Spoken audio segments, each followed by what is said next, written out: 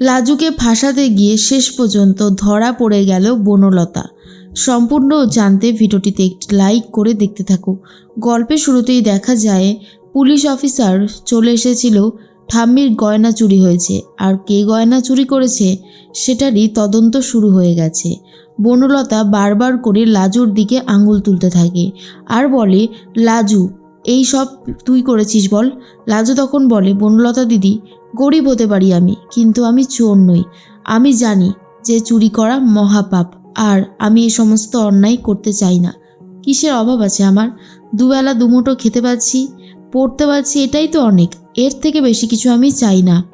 এর মাঝখানে কিঙ্কিনি বলে, এটা কিন্তু তুমি খুব অন্যায় করছো বনলতা, এইটা করাটা একদমই উচিত হচ্ছে না। তুমি শুধু শুধু লাজুকে এইভাবে দোষ দিচ্ছ কেন? লাজু তো কোনো কিছুই জানে না, ও তো এখানে এসেই সব সত্যিটা জানতে পারলো, আর তারপরে তুমি ওকে দোষ দিচ্ছ কেন? অনুভব বলে, ওর আর কাজ কি, ও তো যাকে খুশি দোষ দিতে পারলেই বেঁচে যায়। এর মধ্যেই লাজুকে দিয়ে পুলিশ অফিসার শুরু করবে বলে ঠিক করে। ঘরে নিয়ে গিয়ে লাজুর কাছ থেকে সমস্ত কথা জানতে চায়। প্রথমেই জিজ্ঞেস করে নাম, কেন সেই বাড়িতে রয়েছে, কতদিন ধরে রয়েছে, সব কিছু। এরপর পুলিশ অফিসার বুঝতে পারে লাজু তার থেকে অনেকটাই ছোট, তাই জিজ্ঞেস করে, তোমাকে কি আমি তুমি বলে ডাকতে পারি? লাজু বলে, নিশ্চয়ই ডাকো, কেন ডাকবে না, তোমরা তো আমাদের থেকে কত বড়। আচ্ছা, সত্যি সত্যি বলছি, ঠাম্মির গয়নাটা খুঁজে পাওয়া যাবে তো স্যার? অফিসার বলে, নিশ্চয়ই পাওয়া যাবে, আমরা তো তদন্ত করতে নেমে পড়েছি, দেখা যাক কতদূর কি করতে পারি, তবে আমরা আপ্রাণ চেষ্টা করব সত্যিটা খুঁজে বার করার। এরপরে বলো তো, তুমি এখানে রয়েছো কেন? এরপরে লাজু সবটা খুলে বলে যে কেন সে এখানে রয়েছে, কি করে সে এখানে এলো। তারপরে জিজ্ঞেস করে, ওই যে বনলতা দেবী, উনি কেন বলো তো তোমাকে বেশি করে সন্দেহ করছে? লাজু তখন বলে, আসলে ওনার বর আমাকে সাপোর্ট করে, আমাকে পড়াশোনা শেখায়, আমাকে হেল্প করে, এটা ওনার পছন্দ না, তাই হয়তো এই জিনিসটা করে ফেলছে। এর মধ্যেই বনলতা লাজুকে নিয়ে সন্দেহ প্রকাশ করতে থাকলে অনুভব মনে মনে ভাবে, সরি লাজু, আজকে আমারই সামনে তোমাকে বনলতা ঠিক কিভাবে অপমান করলো আমি তো দেখলাম, কিন্তু এই অপমানের বদলা আমি নেবই নেব। ও ভুল করছে, ও জানে না যে এর পরবর্তী পাটকেলটা ওকে খেতে হবে। এরপর বনলতা কিছু বলার আগেই অনুভব বলে, তুমি যে লোককে ইট ছুটছো, এরপর যখন পাটকেলটা খাবে তখন কেমন লাগবে? তুমি আমাকে 10 লাখ টাকা বলেছিলে দিতে, আমি তোমায় দিতে পারিনি, এখন যদি বলি সেই 10 লাখ টাকা পাওয়ার জন্য তুমি এই কাজটা করেছো, তখন কেমন লাগবে?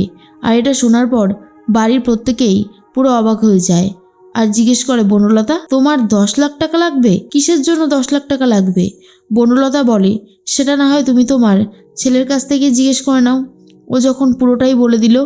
অনুভব বলে, তুমি যেমন লাজুকে দোষারোপ করছো, আমি তেমনটাই বলছি যে এবার যদি পুলিশকে আমি বলে দিই যে তুমি 10 লাখ টাকা পাওয়ার জন্য কত জিজ্ঞেস করেছিলাম, যে আমাকে বলেছিলে দিতে, আর আমি তোমাকে দিতে পারিনি, সেই জন্যই তুমি এই কাজটা করেছো। শোনো বনলতা, তোমাকে না আমিও খুব একটা বিশ্বাস করতে পারছি না এই মুহূর্তে দাঁড়িয়ে, কারণ তোমার ভয়েস, তোমার অ্যাটিটিউড সব কিছুই আমাকে অবাক করে দিচ্ছে। যেই লাজুকে নাকি তুমি বন্ধু বলতে, আজকে সেই লাজুকে তুমি এইভাবে অপমান করছো। তোমাকে যত দেখি ততই যেন অবাক হয়ে যাই। বনলতা বলে, সত্যিটাই তো বলেছি, আর সত্যিটা বলতে গিয়ে যে এত কিছু ফেস করতে হবে এটা আমি ভাবিনি। তখনই ঠাম্মি বলে, লাজু কখনোই আমার গয়না চুরি করতে পারে না, ওর প্রতি সেই বিশ্বাস আর ভরসা আমার আছে। এরপর অফিসার লাজুর কাছে জিজ্ঞেস করে, আচ্ছা এই কয়েকদিনে বাড়িতে কোনো সন্দেহজনক কিছু ঘটেছে? লাজু বলে, একজন হঠাৎ করেই ভুল করে আমাদের বাড়িতে ঢুকে পড়লো, আর আমি জিজ্ঞেস করলাম, তখন বলল দোলন চক্রবর্তী বলে এই বাড়িতে কেউ থাকে কি না, কিন্তু এই বাড়িতে কেউ থাকে না বলতেই তিনি চলে যায়, কিন্তু সেই লোকটার হাবভাব আমার একদমই ভালো লাগেনি। পুলিশ অফিসার বলে, সে কি? আপনি তুমি যদি স্কেচ বানাতে বলি পারবে, তুমি বলে দেবে, সেভাবে আঁকা হবে, তাহলে ছবিটা বুঝলে আমরা অপরাধীকে খুঁজে বার করতে পারবো। তখনই লাজু বলে, নিশ্চয়ই, কেন বলবো না, তোমরা বলো যে কি করতে হবে, আমি করে দেব। এর মধ্যে লাজু ভাবে আসল অপরাধীকে খুঁজে বার করতেই হবে। অন্যদিকে কিসের জন্য 10 লাখ টাকা লাগবে বনলতার, সেটাই জানার চেষ্টা করেছিল স্ত্রী তখন শর্মিলাকে বলে, দেখলে দিদিভাই, এই মেয়েটার এত বাতিক টাকা চাওয়ার, এখন তো মনে হচ্ছে ও আমার ছেলেকে একেবারে নিজের ক্রেডিট কার্ড ভেবে রেখেছে। এরকম করতে থাকলে কি করে হবে বলো তো? শর্মিলা বলে, তুই একটু থাম না, এখন দেখা যাক, পুলিশ আগে ইনভেস্টিগেশন করে কি তথ্য পান, তারপরেই সবটা বোঝা যাবে। বাড়িতে যথারীতি একটা বড় চুরি শুরু হয়েছে। অন্যদিকে ঠাম্মিকে এরপর পুলিশ জিজ্ঞাসাবাদ করার জন্য ডেকেছে। ঠাম্মিকে জিজ্ঞেস করে, আপনি কাউকে সন্দেহ করছেন? ঠাম্মি তখন বলে, কাকে সন্দেহ করব বলুন তো? এই বাড়ির সবাই তো আমার নিজের মানুষ, সন্দেহটা কাকে করব? আমি ভাবতেও পর্যন্ত পাচ্ছি না যে গয়নাগুলো এইভাবে চুরি করেছে, আমি ভাবতে পাচ্ছি না। ঠিক তখনই অফিসার বলে, চিন্তা করবেন না, আমরা আসল অপরাধীকে খুঁজে বার করব। অন্যদিকে বনলতার 10 লাখ টাকার কিসের প্রয়োজন সেটাই বারবার ভাবতে থাকে স্ত্রী। আর ভাবে, কেন জানি না, এই মেয়েটাকে আমারও আর ভরসার বিশ্বাস হয় না খুব একটা। অন্যদিকে পুলিশ অফিসার ফরেন্সিক ডিপার্টমেন্টকে ডেকেছিল। সেই ফরেন্সিক ডিপার্টমেন্টের লোকজন বাড়িতে চলে এসেছে, কারণ ফরেন্সিক ডিপার্টমেন্টের লোকজন বাড়ির প্রত্যেকের ফিঙ্গারপ্রিন্ট নেবে। এর মধ্যেই লাজু বলে, খুব ভালো কথা, যত তাড়াতাড়ি সম্ভব আসল অপরাধী ধরা পড়ুক। আসল অপরাধী ধরা পড়লেই তো সমস্ত সত্যিটা জানা যাবে।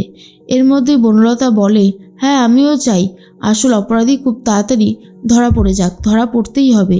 তখন অনুভব ভাবে, লাজুকে এইভাবে দোষারোপ করছে কেন বনলতা? এটা জানাটা খুব জরুরি। একটা নিষ্পাপ মেয়েকে দোষ দিয়ে ফাঁসিয়ে দিয়ে কী লাভ হবে ওর? অন্যদিকে স্ত্রী তখন বলে, জানি না কেন, তবে এই বনলতাকে আমার ভীষণ সন্দেহ হচ্ছে। এমন তো নয় যে ওর পাপ ঢাকার জন্য এই সমস্ত গয়না, টাকা পয়সা এগুলো নিয়ে নজয় করছে।